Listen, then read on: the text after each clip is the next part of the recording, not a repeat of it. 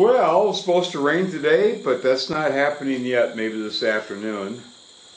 So, since rain is in the forecast for the next 5-6 days, steady, this is about my last chance to try to learn something about this Fabarm Elos 2 Elite.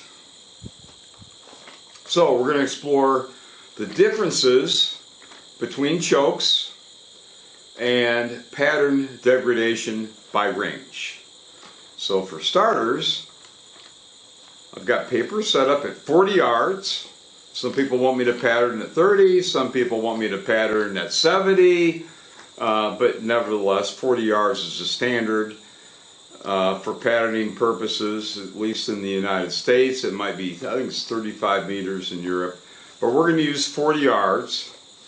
And the control ammo is a 1 ounce load, Winchester Super Pheasant, 8% antimony.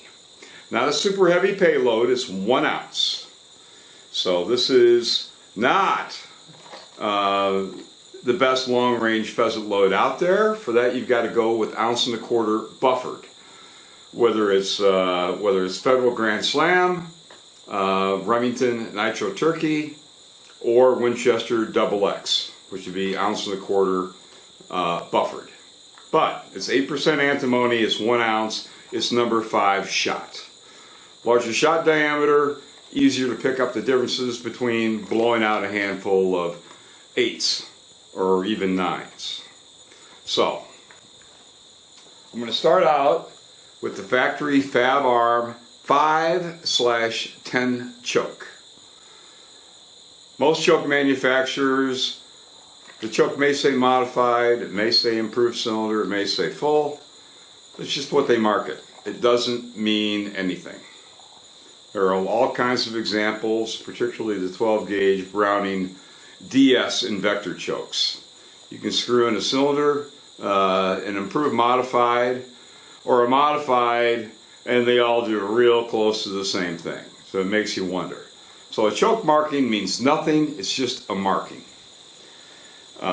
Anyway, so we're going to start out 40 yards, 5/10 X's choke, and we're going to see if we can tell the difference, discern any significant difference between the 5/10, the 7/10, and the 9/10 Fabarm chokes.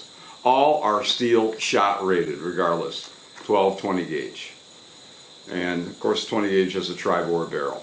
So you get no velocity loss that you would find in a overboard barrel, so-called backboard, that really is just larger than standard bore dimensions. So, here we go.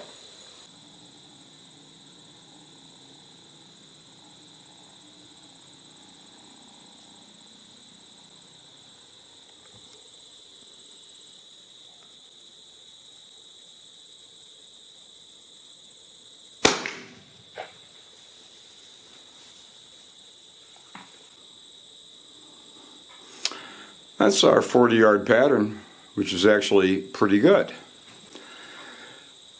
But let's see what a choke change does.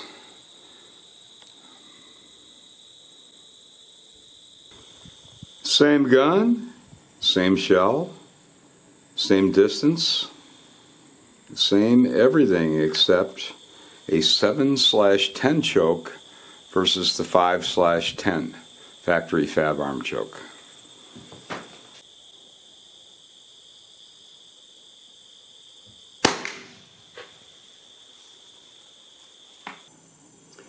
Here we go again, same conditions, same shell, same everything, but we are using the Fabarm 9/10,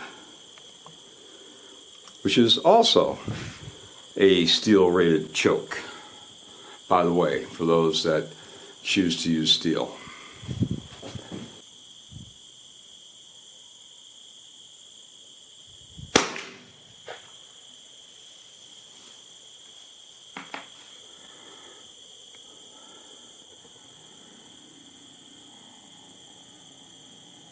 Alright, let's do a little target retrieval and see if something is obvious. because I am better at obvious than subtlety when it comes to patterns. There absolutely is a significant difference between the chokes. At the end of this video, I think I'll just go choke to choke to choke so you can compare for yourself, because it's all at 40 yards. 40 yards, pretty darn good pattern. I think that's an excellent pattern with a 5/10, Fabarm's equivalent of a modified. At 40 yards. From previous patterning, this is a very, very weak pattern at 50. So 50 yards changes things a lot when it comes to pattern density. More than I would imagine. Anyway, that is our 5/10. Here's our 7/10. Quite clearly, more pellets in the kill zone. No question about it. No question. And finally, the 9/10, which has even more pellets in the kill zone. So, it's a matter of your choice. Now, I like that 7-10 with a 1 ounce load. We're payload limited here. It's only 1 ounce. We're not talking about an 1.25 ounce load or even a heavier load, 1 3/8 ounce 12 gauge load. So this is trying to get all we can out of 1 ounce of lead number 5s. So what I am going to do is move that target from 40 to 50 yards. And I'm not going to bother with the number 5 because I know that it's just too weak of a pattern at 50 yards. But we'll see if we have a usable pheasant pattern from either the 7/10 or the 9/10. So I'll learn something. We'll both learn something, hopefully. So here we go. This is 50 yards. 10 yards, laser verified. May not seem like a lot on camera or to human eyes, but to a pattern, 10 yards means a lot. So we'll shoot the 7/10 with the same load, 1 ounce super pheasant number 5, and see if we have a halfway decent pattern at 50 yards.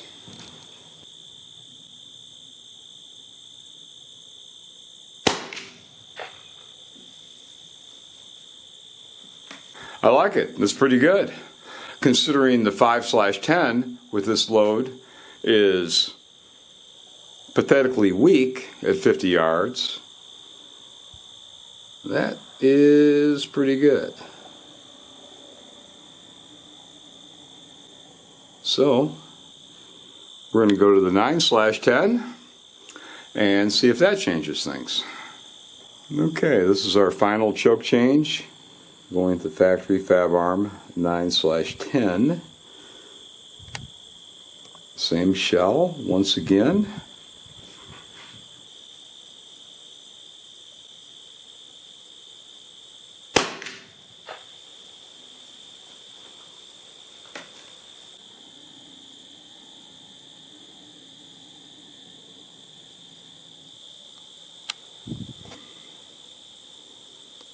Well, that's one of the fun parts of going out here shooting at paper, is that you can learn things every once in a while, and I sure did.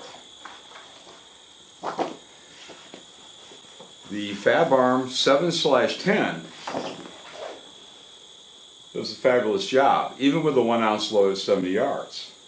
That is one beautiful pattern, so I would have no problem whatsoever hunting wild pheasants with this 1 ounce load, super pheasant. That is really, really a nice pattern.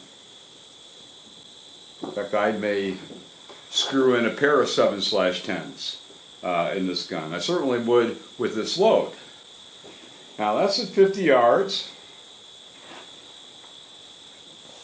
but increasing the constriction going with the 9/10 This is certainly a pretty good 1 ounce load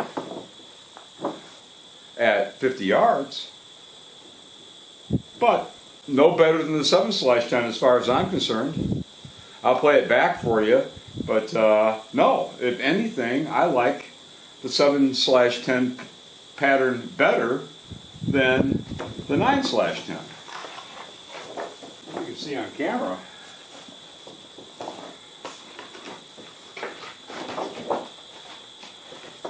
We do have a little wind,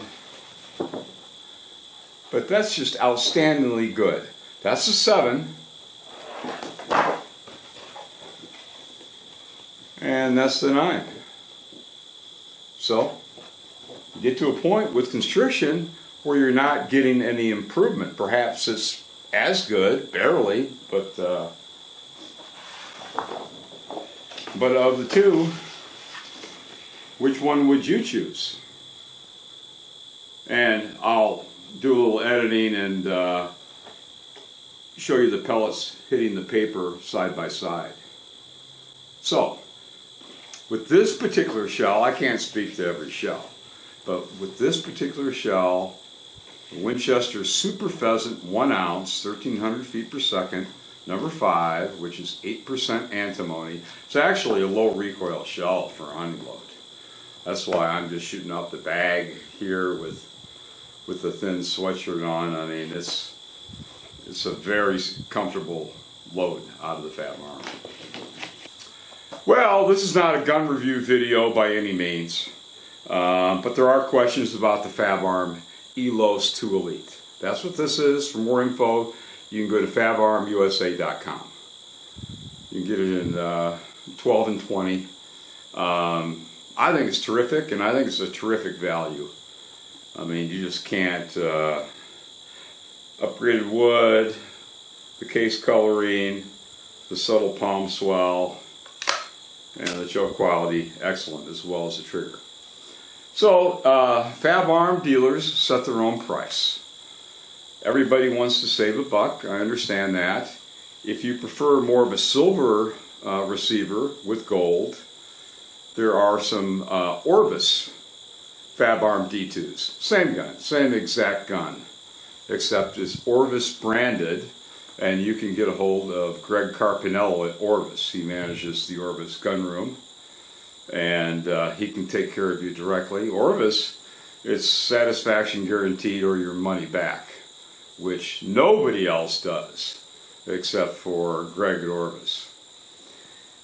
Finally, for those people that want the same quality of a firearm, the same action, the same trigger, but want to shave a few pesos away from the gold or the case coloring and the walnut, just standard grade walnut, this is Greg at Orvis. I think he's got them at 12 and 20 gauge, maybe even a 28 gauge, I don't know. But he has the Fabarm B2, B as in Baker 2, and he's the only person that has them. That was a special order. It's not Orvis branded, it's just a Fabarm B2, which is the same gun with standard grade wood and less finish. This is a big part of the difference between an okay gun and a stunning gun is just finish. Like Wes Lang from Caesar Greeny says, life's too short to shoot an ugly gun, and he's got a good point. Because when I look at what I personally spend, property insurance that is not an investment, just an expense, electricity, gas, natural gas, gasoline, automobile insurance. The cost of a gun like this, to me, this is it's not much. Because if it's the gun you like, which is the case here, it's a lifetime gun. Now, a lifetime gun may mean more if you're a younger guy than I am, perhaps.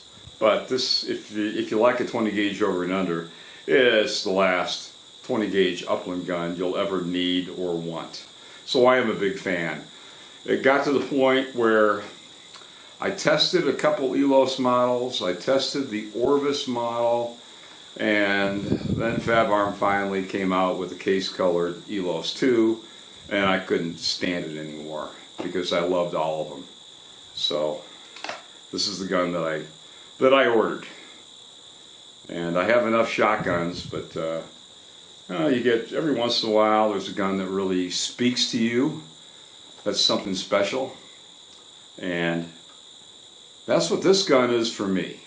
And of course, my hunting guns, hunting is more important to me than breaking clay pigeons, at least at this stage in my life. I really enjoy hunting, watching the dogs work and spending time out in the field. It's great. But that's why they call them choices. So people have different ideas about different things, but I'm thoroughly impressed, with all 4 Fabarm Elos 20 gauges that I've tested. I think I tested an Orvis 12 gauge as well, which is, same quality, same configuration. Beautiful, beautiful guns, and if you shoot steel, you're good to go all the way up to a 9/10 choke, a full choke, factory chokes with no screwing around. And Fabarm and Caesar, both for that matter, they're the leaders in the industry as far as barrel regulation. So you can expect something around 2 inches or so at 35 yards. And I have tested enough shotguns that do not shoot to point of aim, regardless of action. They just don't shoot to point of aim. And with over and unders, what'll make you crazy is a gun that prints patterns from each barrel 9 inches away or even a foot away. I mean, that's just a worthless goat stop to me. So anyway, there are a lot of good guns out there. So that's part of the sport. That's part of the journey, is a little experimentation, a little shopping, and borrowing your buddies' guns and having fun at your local range, and just decide on what the magic gun is that speaks to you. And for me, this year, I think it's going to be an Elos 2 Pheasant year anyway. So thanks for stopping by. Have fun. If you like formal articles, check out chuckhawks.com. Chuck, C-H-U-C-K, just like the name, because it is named after the late Chuck Hawks. He founded it.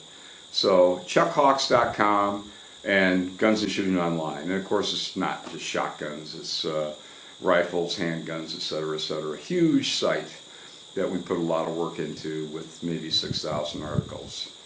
So that's it. Hope everybody has a great time hunting this year. And let's see, I think 3 weeks from Saturday is pheasant opener here. So it's a lot of people are going to be having a lot of fun this fall. And forget about some of the craziness that is going on everywhere, home and abroad. So thanks again. See you later.